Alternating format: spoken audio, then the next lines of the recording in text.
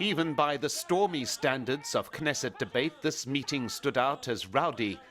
And a discussion in a Knesset or parliamentary committee is the issue of whether Jews should be allowed free access to pray on the Haram al-Sharif, the noble sanctuary, one of Islam's holiest sites.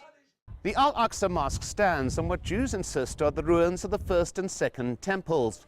Jewish prayer has always been allowed at the Western Wall, which is under direct Israeli control, but not on the Haram al-Sharif itself, which is administered by an Islamic trust under the authority of Jordan.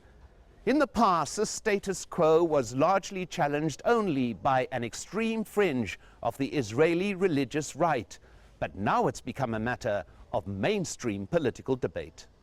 Fused together in Prime Minister Benjamin Netanyahu's coalition government are members of the religious right and the settler movement, who find common cause in gaining free access to what they call Temple Mount. It is the most important place. To pray, there is a 2,000-year dream. The Temple Mount is the holiest place in the Jewish religion. But Israeli-Palestinian members of parliament insist that to allow Jewish prayer in the noble sanctuary would be the most dangerously provocative act. For Palestinians, this is a red line. We consider ourselves guardians of the Al-Aqsa Mosque, and it is our duty to defend it. If they go ahead with this crazy move, there will be massive confrontation.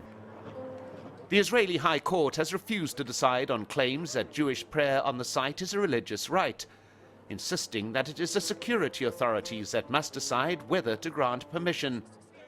13 years ago, former Prime Minister Ariel Sharon insisted on walking on the site, and while he didn't even stop to pray, the action was one of the factors that sparked the Second Intifada.